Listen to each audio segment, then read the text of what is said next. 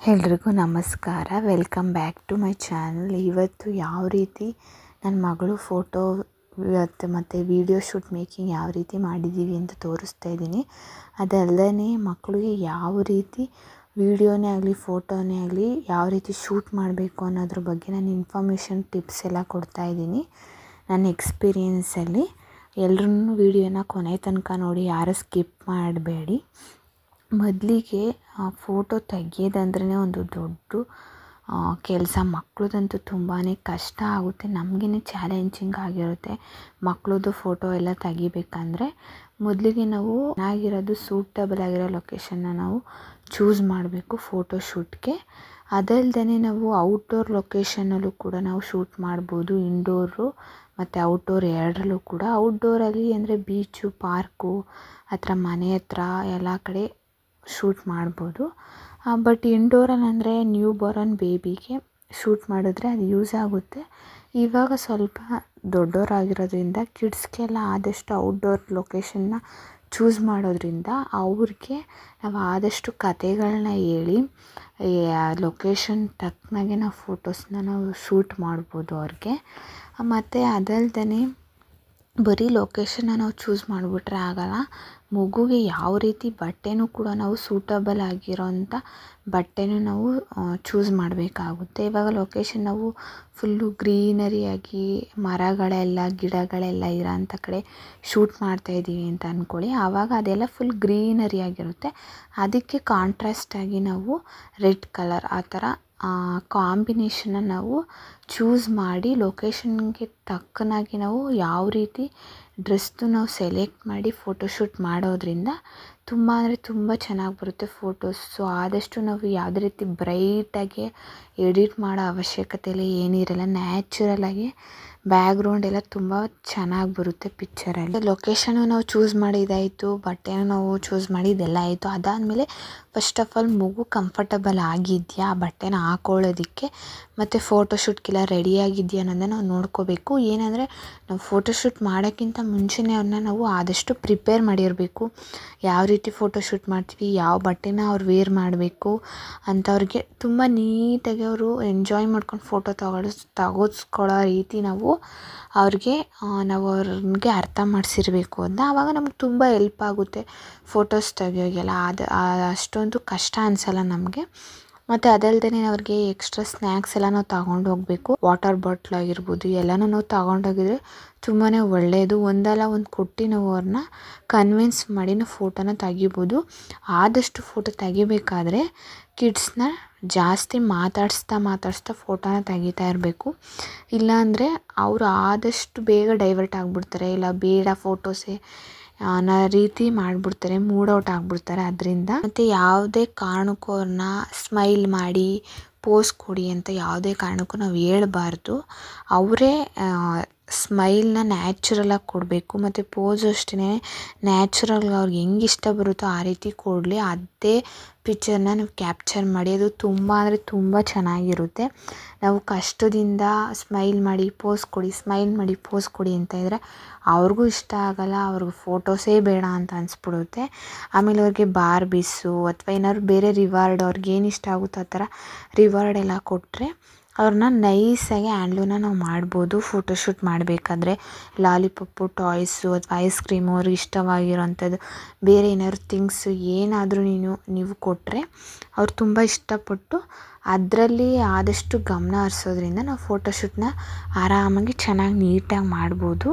Mood ಯಾವ ರೀತಿ ಇದೆ ಅದನ್ನ ನೋಡಿಕೊಂಡು ನಾವು ರಿಲ್ಯಾಕ್ಸ್ ಮಾಡಿ ಅವ್ರಿಗೆ ಫೋಟೋಶೂಟ್ನ ಮಾಡಬೇಕಾಗುತ್ತೆ. ಸಾಫ್ಟ್ ನ್ಯಾಚುರಲ್ ಲೈಟ್ನೇ ನಾವು ಚೂಸ್ ಮಾಡಬೇಕು. ಫಸ್ಟ್ ಆಫ್ ಆಲು ತುಂಬ ಇಷ್ಟ ಆಗೋದೇ ಡೇ ಲೈಟು ನ್ಯಾಚುರಲಾಗಿ. ಅದಕ್ಕೆ ಯಾವುದೇ ರೀತಿ ಎಕ್ಸ್ಪೆನ್ಸಿವ್ ಸ್ಟುಡಿಯೋ ಲೈಟ್ ಎಲ್ಲ ಏನೂ ಅವಶ್ಯಕತೆ ಇರೋದಿಲ್ಲ. ಆದ್ದರಿಂದ ನಾವು ಶೂಟ್ ಮಾಡಬೇಕಾದ್ರೆ ಅಂದರೆ ಅವರ್ ಬಿಫೋರು ಸನ್ಸೆಟ್ ಆಗೋದಕ್ಕಿಂತ ಮುಂಚೆ ನಾವು ಮಾಡಿದ್ರೆ ಆವಾಗ ತುಂಬ ಲೋ ಇರುತ್ತೆ ಆಕಾಶದಲ್ಲಿ ಸೂರ್ಯನ ಕಿರಣಗಳೆಲ್ಲ. ಆವಾಗ ಲೈಟೆಲ್ಲ ಸಾಫ್ಟಾಗಿರುತ್ತೆ, ಕಲರೆಲ್ಲ ಬ್ಯೂಟಿಫುಲ್ಲಾಗಿ ಬರುತ್ತೆ.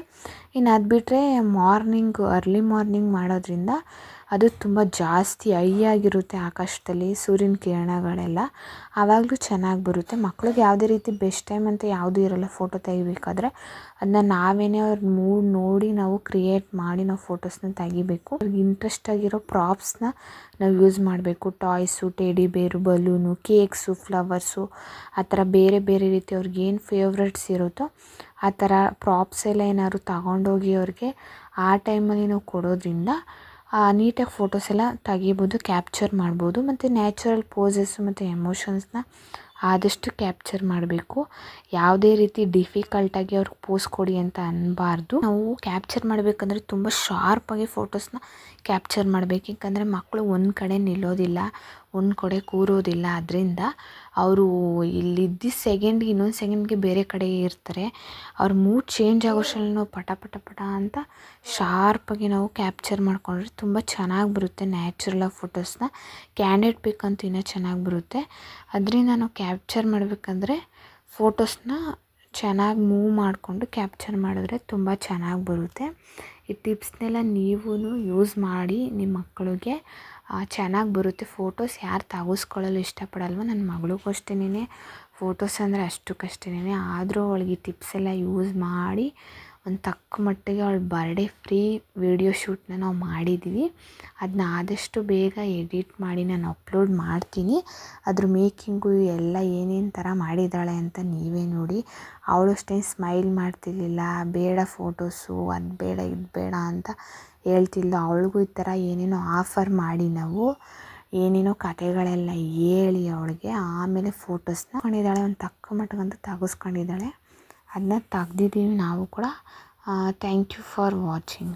ರೀತಿ ಡ್ಯಾಟಿ ಸ್ಟೈಲ್ ಟೊಮೆಟೊ ಬಾತ್ನ ಮಾಡ್ತಾಯಿದ್ದೀನಿ ಅಂತ ತೋರಿಸ್ತಾ ಇದ್ದೀನಿ. ಫಸ್ಟಿಗೆ ಒಂದು ಕಪ್ಗೆ ನಾವು ಚಿಲ್ಲಿ ಪೌಡರು, ಗರಂ ಮಸಾಲ, ಮನೇಲೇ ಮಾಡಿರೋಂಥ ಧನಿಯಾ ಪುಡಿ, ಮೊಸರು, ಅರಿಶಿನ ಪುಡಿ ಎಲ್ಲನೂ ಹಾಕಿ ಮಿಕ್ಸ್ ಮಾಡಿ ಇಟ್ಬಿಡಬೇಕು. ಅದನ್ನ ಸ್ವಲ್ಪ ನೆನೆಯಕ್ಕೆ ಬಿಡಬೇಕು. ಅದು ಮೊಸರು ಜೊತೆಗೆ ಟೇಸ್ಟು ಚೆನ್ನಾಗಿರುತ್ತೆ. ಇನ್ನು ಒಗ್ಗರಣೆಗೆ ಪುದೀನ, ಕೊತ್ತಂಬರಿ ಸೊಪ್ಪು, 1 ಕ್ಯಾರೆಟು, 2 ಮೆಣಸಿನ್ಕಾಯಿ, 1-2 ಕಡ್ಡಿ ಕರಿಬೇವು ಸೊಪ್ಪು, 1-2ರಿಂದ 3 ಮೀಡಿಯಮ್ ಸೈಜ್ ಈರುಳ್ಳಿ, 3-4 ದಪ್ಪನಾಗಿರೋ ಟೊಮೆಟೊ, ಮತ್ತು ಸ್ಪೈಸಸ್ಸು ಶುಂಠಿ ಬೆಳ್ಳುಳ್ಳಿ ಪೇಸ್ಟು ಅಥವಾ ಶುಂಠಿ ಬೆಳ್ಳುಳ್ಳಿನ ನಾವು ಜಜ್ಜಿ ಪೇಸ್ಟ್ ಮಾಡ್ತೀವಿ, ಯಾವುದೇ ರೀತಿ ಮಿಕ್ಸಿಲಿ ರುಬ್ಬಲ್ಲ. ಮತ್ತು ಅದಕ್ಕೆ ಬಟಾಣಿ ಮತ್ತು ಸ್ವಲ್ಪ ಮೊಸರು, ಅಂತಂದರೆ ಮೊಸರನ್ನ ಆ್ಯಡ್ ಮಾಡಿದ್ದೀವಲ್ಲ ಆಲ್ರೆಡಿ ಪೌಡರೆಲ್ಲ ಹಾಕಿ, ಅದರಿಂದ ಅದನ್ನ ಮ್ಯಾರಿನೇಟ್ ಮಾಡಿ ಇಟ್ಟಿದ್ದಾಯಿತು. ಇವಾಗ ಒಗ್ಗರಣೆಗೆ ಸ್ಪೈಸಸ್ಸು, ಕ್ಯಾರೆಟು, ಪುದೀನ, ಕೊತ್ತಂಬರಿ, ಈರುಳ್ಳಿ, ಬಟಾಣಿ ಎಲ್ಲನೂ ಹಾಕಿ ಸ್ವಲ್ಪ ಸಾಲ್ಟ್ ಹಾಕಿ ಚೆನ್ನಾಗಿ ಫ್ರೈ ಮಾಡಬೇಕು. ಇದು ಫ್ರೈ ಆದಮೇಲೆ ಈರುಳ್ಳಿ ಒಂದು ಅರ್ಧ ಫ್ರೈ ಆಗಿದೆ ಅಂತ ಅಂದಮೇಲೆ ನಾವು ಟೊಮೆಟೊನ ಹಾಕಬೇಕು. ಮೊದಲಿಗೆ ಹಾಕ್ಬಿಟ್ರೆ ಟೊಮೆಟೊ ನೀರು ಬಿಟ್ಕೊಳ್ಳುತ್ತೆ, ಒಂದು ಚೆನ್ನಾಗಿ ಫ್ರೈ ಆಗೋಲ್ಲ ಈರುಳ್ಳಿ. ಅದರಿಂದ ನೋಡಿ ಇವಾಗ ಟೊಮೆಟೊ ಹಾಕಿ ಇದಕ್ಕೆ ಶುಂಠಿ ಬೆಳ್ಳುಳ್ಳಿ ಪೇಸ್ಟ್ ಮಾಡ್ಕೊಂಡಿರ್ತೀವಲ್ಲ ಅದನ್ನ ಪೇಸ್ಟನ್ನು ಜೊತೆಗೆ ಹಾಕಿ ಚೆನ್ನಾಗಿ ಫ್ರೈ ಮಾಡಬೇಕು. ಆ ಶುಂಠಿ ಬೆಳ್ಳುಳ್ಳಿ ಪೇಸ್ಟ್ ಜೊತೆಗೆ ಟೊಮೆಟೊ, ಆನಿಯನ್ ಎಲ್ಲ ನೀಟಾಗಿ ಘಮ ಬಿಟ್ಕೊಳ್ಳುತ್ತೆ. ಇದೆಲ್ಲ ಚೆನ್ನಾಗಿ ಫ್ರೈ ಆದಮೇಲೆ ನಾವು ಮ್ಯಾರಿನೇಟ್ ಮಾಡಿ ಇಟ್ಟಿರೋ ಅಂಥ ಮಸಾಲೆ ಪೌಡರ್ನೆಲ್ಲ ಹಾಕಿ ಚೆನ್ನಾಗಿ ಫ್ರೈ ಮಾಡಬೇಕು. ಫ್ರೈ ಆಗಿ ಅದು ಎಣ್ಣೆ ಬಿಟ್ಕೊಳ್ಳೋ ರೀತಿ ಫ್ರೈ ಆದಮೇಲೆ ನಾನು ಇವಾಗ ಇದು ತೋರಿಸಿರೋದು ನಿಮ್ಗೆ ಬಂದುಬಿಟ್ಟು 1.5 ಲೋಟ ಅಕ್ಕಿಗೆ, ಅದಕ್ಕೆ ನಾನು 3 ಲೋಟ ನೀರು ಹಾಕಿ ಅದಕ್ಕೆ ಸ್ವಲ್ಪ ಒಂದು ಅರ್ಧ ಹೋಳು ನಿಂಬೆಹಣ್ಣೆ ಹಿಂಡಿದ್ದೀನಿ. ಅಂದರೆ ಅನ್ನ ಉದ್ದುದ್ರಾಗಿ ಬರುತ್ತೆ, ಮುದ್ದೆ ಆಗೋಲ್ಲ. ಅಕ್ಕಿ ಹಾಕೋಕ್ಕಿಂತ ಮುಂಚೆನೇ ನಿಂಬೆಹಣ್ಣೆ ಹಿಂಡಬೇಕು ನಾವು. ಅಕ್ಕಿ ಎಲ್ಲ ಹಾಕಿದ್ಮೇಲೆ 1 ಸ್ಪೂನ್ ಕಸೂರಿ ಮೇಥಿ, 1 ಸ್ಪೂನ್ ತುಪ್ಪನ ಹಾಕಿ ನೀಟಾಗಿ ಮಿಕ್ಸ್ ಮಾಡಿ, ನಿಮ್ಗೆ ಬೇಕಂದರೆ ಸಾಲ್ಟ್ ಹಾಕ್ಕೋಬೋದು. ಆಮೇಲೆ ಲಿಡ್ನ ಕ್ಲೋಸ್ ಮಾಡಿ 2 ವಿಷಿಲ್ ಬರ್ಸ್ಬೇಕು. ಅದಾದಮೇಲೆ ನೋಡಿ ಟೊಮೆಟೊ ಬಾತು ತುಂಬ ಈಸಿಯಾಗಿ ರೆಡಿ ಆಗುತ್ತೆ. ಯಾವುದೇ ರೀತಿ ಐಟಮ್ನ ನಾವು ರುಬ್ಬೋ ಅಂಥ ಅವಶ್ಯಕತೆ ಇಲ್ಲ, ರುಬ್ಬದಲ್ಲೇ ಮಾಡ್ತಾಯಿರೋ ಅಂಥ ಇದು ಟೊಮೆಟೊ ಬಾತು. ಇದ್ರ ಜೊತೆಗೆ ನೀವು ಚಟ್ನಿನಾರು ಮಾಡ್ಕೋಬೋದು, ಮೊಸರು ಬಜ್ಜಿನಾರು ಮಾಡ್ಕೋಬೋದು, ಅದು ನಿಮಗೆ ಬಿಟ್ಟಿರೋ ಅಂಥದ್ದು. ತುಂಬ ಚೆನ್ನಾಗಿರುತ್ತೆ ಅನಿಸುತ್ತೆ, ಟ್ರೈ ಮಾಡಿ. Thank you.